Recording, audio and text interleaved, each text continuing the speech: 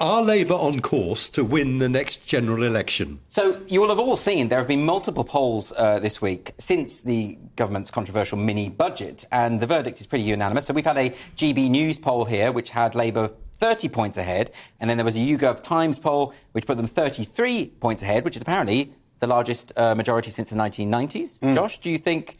I mean, I know you're a big Labour supporter, so do you think... Well, I am... You're a big Starmer supporter. I'm-ish. I think he's done it very well. He's played the last couple of years. It's amazing to think where we are now as Labour. I mean, I by the way, I did not support Labour during the last election under Corbyn by any means.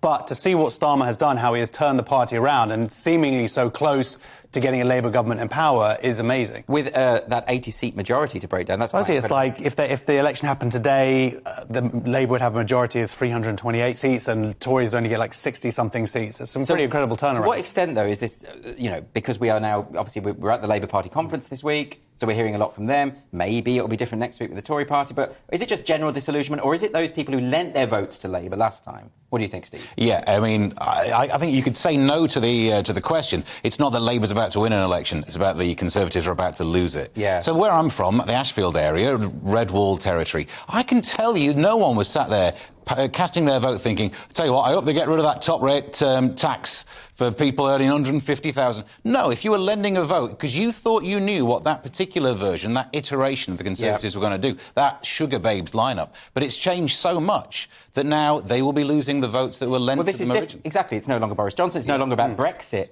most importantly, because, of course, so many of the Labour constituencies voted Leave, and they were told by their party they got it wrong and had to vote again. Caused a lot of resentment, and I'm presuming that your area went blue last time, is that right? Yeah. Right. That's why he's wearing the jacket. That's what I see. And what do you... I mean, that's the case, isn't it? Well, but so Starmer can't be complacent. And it's not like Starmer, by the way, is in any way perfect, or Labour's any way perfect. There was a brilliant column today in The Observer talking about how Labour is essentially alienating its left-wing feminist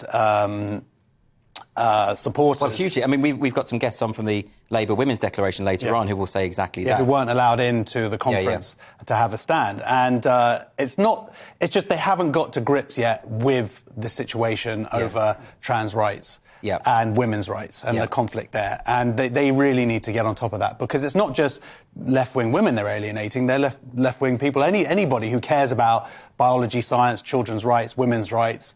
They need to sort it. It's going to be interesting to see. I mean, do we think now that maybe all of these Tories that sort of stabbed Boris in the back might be regretting it just a little bit? Oh, I imagine so. For all of his failings, he didn't cause the market to crash within a few days' work. So, live and learn. Do you think, Steve, would you entertain the possibility? And I don't know the answer to this because I'm not an economist, and I'm comforted by the fact that even economists don't know the answer to this. Yeah. But what do you think, though, that Liz Truss's ideas...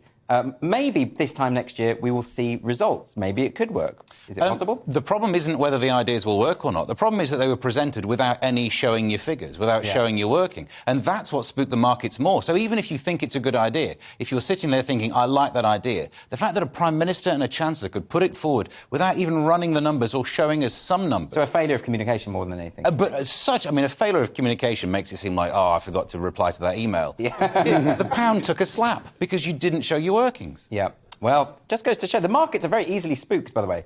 Everyone just needs to calm down. But if you've got to be the kind of person who's a bit of a free market conservative, you kind of have to think about whether the markets spook easily or not. Yeah.